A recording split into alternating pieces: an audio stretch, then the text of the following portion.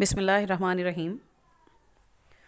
پاکستان کے south asset میں واقع رقبے کے اعتبار سے پاکستان کا تیسرا بڑا صوبہ اور آبادی کے اعتبار سے پاکستان کا دوسرا بڑا صوبہ Sindh.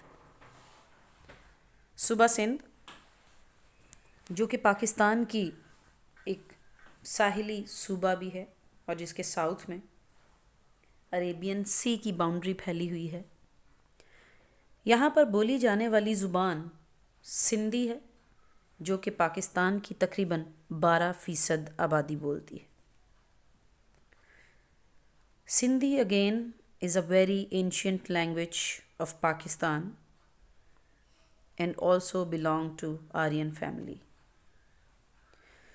But there is a controversy کہ کیا اس کا تعلق واقعی آریائی زبان سے ہے یا پھر یہ آریائی زبان سے زیادہ قدیم ہے یا یہ سنسکرت لینگویج سے اخذ کی گئی ہے۔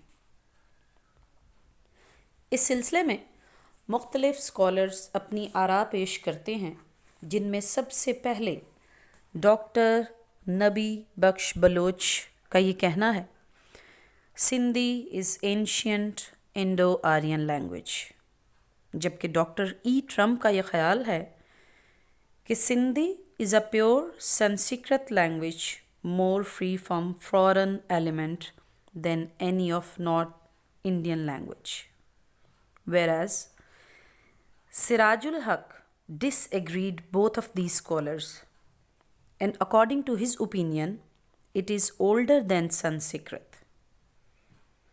Another scholar added, it is based on Sanskrit and Prakrit, also borrowing from Arabic, Persian and Devanagari languages.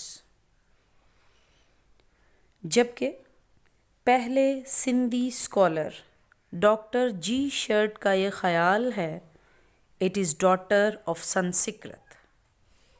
So this was the controversy جس میں مختلف اسکالرز کا یہ کہنا ہے کہ یہ سنسکرت لینگویج ہے، کچھ کا یہ کہنا ہے کہ یہ پراکرت، عربک، دیوناگری اور پرشین لینگویجز سے لی گئی ہے، جبکہ کچھ کا یہ خیال ہے کہ یہ انڈو آرین لینگویج ہے۔ بہرحال میں نے تمام اسکالرز کی رائے آپ کے ساتھ شیئر کی۔ اب ہم اپنے ٹاپک کی طرف بڑھتے ہیں جو کہ ہے پاکستان کی دوسری علاقائی زبان سندھی۔ اس زبان پر بھی دراوڑی، سنسکرت، یونانی، ٹرکش، ایرانی اور دیگر قدیم زبانوں اور ثقافتوں کے اثرات نظر آتے ہیں، تاہم یہ زبان عربی اور فارسی سے کافی متاثر ہوئی ہے۔ انگریزوں کی آمد کے بعد انگریزی زبان کے الفاظ میں بھی سندھی میں آہستہ آہستہ انگریزی زبان کے الفاظ شامل ہونا شروع ہو گئے، جس کے باعث سندھی زبان کے ادب اور ذخیرہ الفاظ میں مزید اضافہ ہوا۔ یہ زبان اپنے قدیم ثقافتی ورثے کے سبب پاکستان کے دیگر علاقائی زبانوں کی نسبت کافی مضبوط ہے۔ یہ عربی کی طرح لکھی جاتی ہے اور اس کے حروف تہجی کی تعداد 52 ہے۔ سندھی زبان کے زمانہ عروج کی بات کریں تو سندھی زبان کا زمانہ عروج 1657 سے 1783 تک کا دور ہے، جب سندھ پر کلہوڑا خاندان برسر اقتدار تھا۔ اس خاندان کے بہت سارے شہزادے بذات خود شاعری کیا کرتے تھے، یہی وجہ ہے کہ انہوں نے سندھی زبان کو عروج تک پہنچانے میں بڑا اہم کردار ادا کیا۔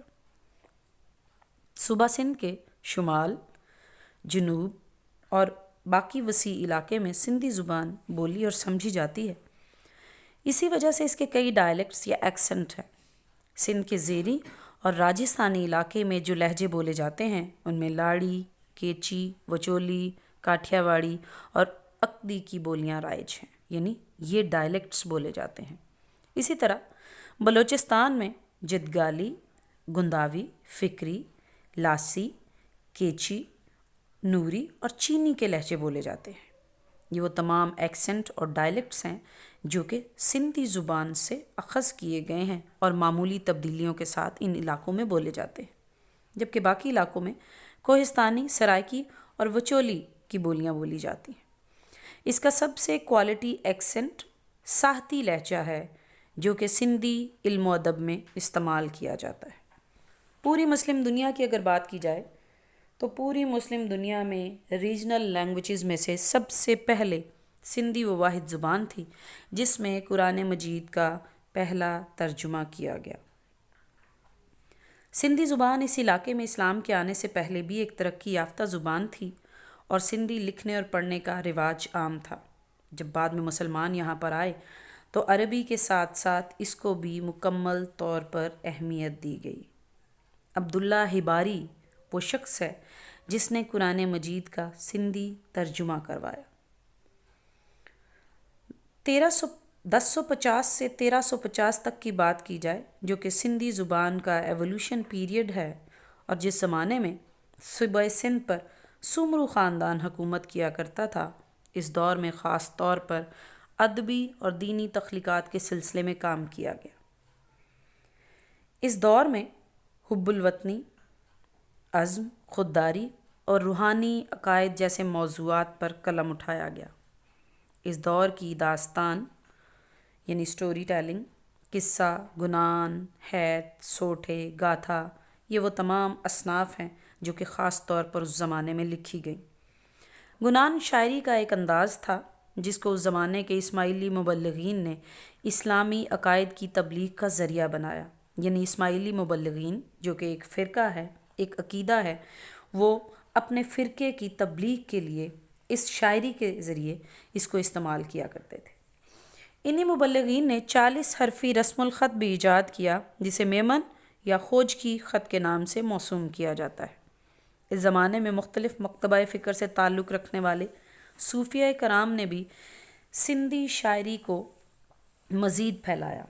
جس طرح پنجابی شاعری کے ذریعے دین اسلام کی تبلیغ کی گئی، یا پھر پنجابی شاعری کے ذریعے ہی ان بزرگان دین نے اس دور کے معاشرت مذہب کو ہائی لائٹ کیا، اسی طرح سندھی زبان کی پروموشن میں بھی ان صوفیہ کرام نے بڑا اہم کردار ادا کیا۔ 18ویں صدی تک سندھی ادب میں شاہ عبد اللطیف بھٹائی اور سچل سرمست جیسے عظیم شاعر اپنی بے نظیر شاعری سے سندھی ادب کو مالا مال کر چکے تھے۔ اس دور کو سندھی ادب کا گولڈن پیریڈ کہا جاتا ہے۔ شاہ عبد اللطیف بھٹائی نے اپنی شاعری میں جو موضوعات چنے ان میں غریب اور محنت کش طبقے کی زندگی کو حوالہ بنایا اور اس میں انسانی عظمت کو اجاگر کیا گیا۔